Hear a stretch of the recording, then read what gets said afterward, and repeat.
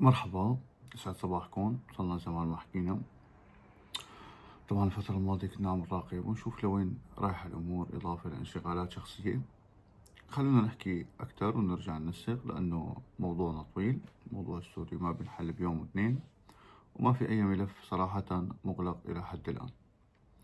رح أرجع أنزل فيديوهات على يوتيوب. بتمنى كلكم تتابعوا قناتنا على يوتيوب. التبليغات حسابنا الفيس، على التيك توك، على التويتر كتير ضخمة.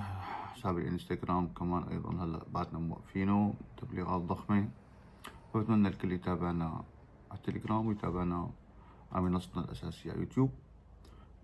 رح نزل هذا الفيديو صفحة الفيسبوك، لكن الفيديوهات اللي رح توسع فيها بالشرح رح تكون على قناتنا اليوتيوب. بتمنى اللي ما مشترك فيها يرجع يشترك فيها، اشتراك مجاني ما بكلف شي. مهم حتى نقدر نوصلكم آخر شي عم يصير. هلأ اليوم في عدة نقاط الكل عم يسأل عنها، رح نحكي عنها على قناة اليوتيوب. أول شي يتعلق بموضوع الأكراد. ثاني شي يتعلق مهم كتير موضوع الساحل، موضوع المعتقلين، موضوع احتكار السلطة من عصابة الجولاني. كتير قضايا لازم نحكي فيها ونشوف لوين رايحة الأمور. طبعا ما يتداول بالإعلام غير ما يتداول بالمراكز البحثية بالأروقة السياسية، فلذلك خلينا نحكي بشكل أكثر.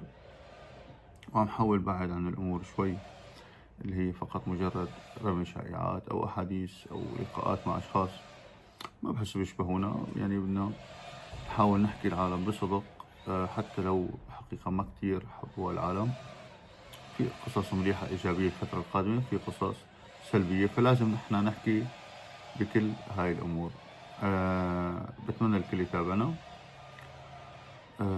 بالنسبة بس بشكل عام راح أحكي أنا دقيقة عن المواضيع هاي، ومتوسع فيها على قناتنا اليوتيوب كل وحدة بفيديو مستقل.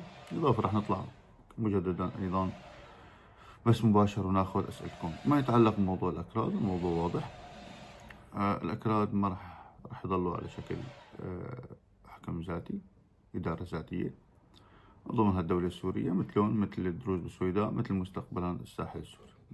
سواء عالم عجب الكلام، عالم ضحكت على الكلام، قالت لا ليك أمريكا باعتهم، كل هالكلام فاضي ما يذاع في الإعلام.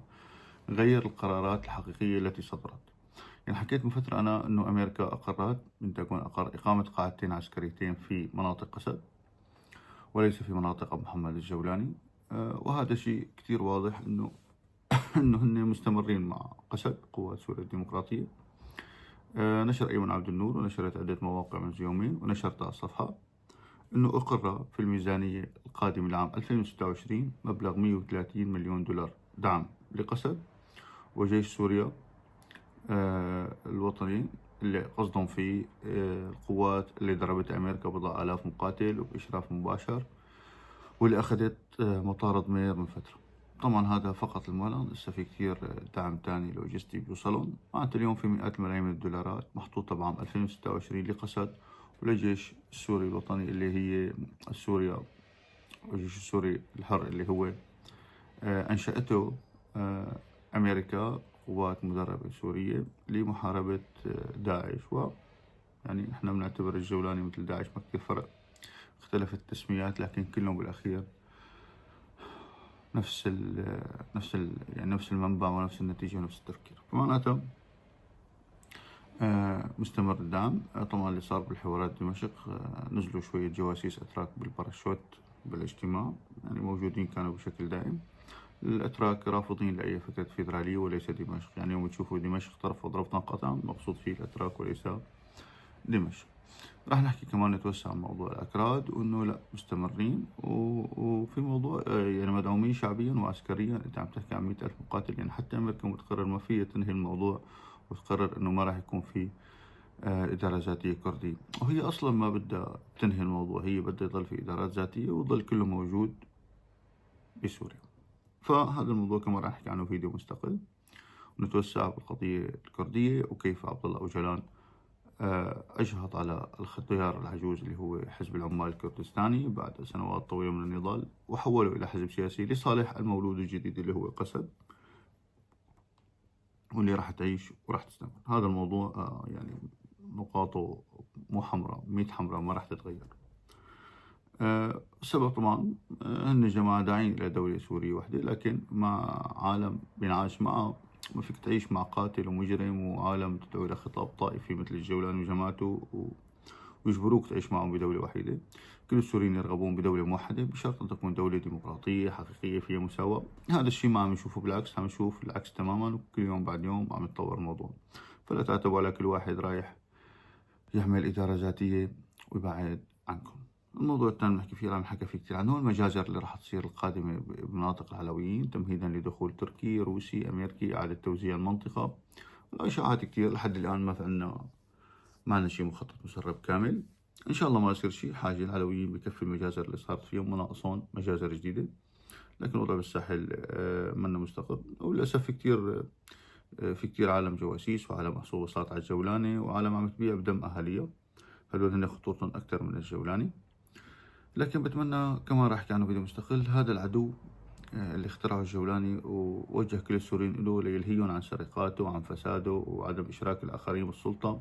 وجه كل السنة المدنيين وغير المدنيين نحو عدو افتراضي اللي هو العلويين، اللي هو الدروز، اللي هو الكرد، حتى يلهيهم ويتمكن أكثر ويسرق كل منافذ السلطة ويحط كل أقربائه وجماعته بالسلطة. السلطة اليوم أخذتها هيئة تحرير الشام، لا السنة يحكمون ولا لهم علاقة هدول لا بني أمية ولا غير أمية، مجموعة من اللصوص اللي أخذوا السلطة في دمشق. فإجباري يوم درسنا كارل شميت لازم يكون في عندك مفهوم العدو. لازم أنا أختار لنا عدو للعالم هو عم يخوف العالم، البعبع، العلويين، الفلول، غيره، حتى يوجه كل الأنظار لهم. بيستغل الرعب عند العالم أنه ما بدهم يرجع نظام طاغية الأسد موجود أو أي شكل من أشكاله، فوجه كل الأنظار نحو هناك والتهى بسرقة البلد وتوزيعها وتوزيع كل شيء. اليوم عم يسرقوا المحلات تبع العالم، عم يسرقوا أموال التجار، عم يبيعوا مناطق لدول.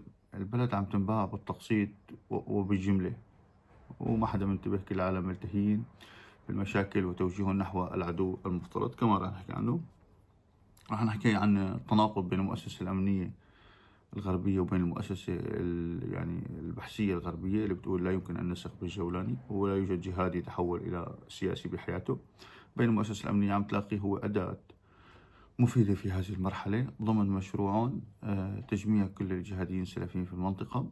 وطبعا من يوم صارت مشاكل إيران حكيت إنه إيران ما راح تنتهي لأنه يجب أن يبقى هناك عدو مفترض. فاليوم بتضل إيران موجودة وبتضل كل هالدول موجودة وبضل أبو محمد الجولاني يجمع لهم المقاتلين والجهاديين لشكل حائط صد بوجه حزب الله، بوجه الحشد الشعبي، بوجه إيران تتدخل على طرابلس.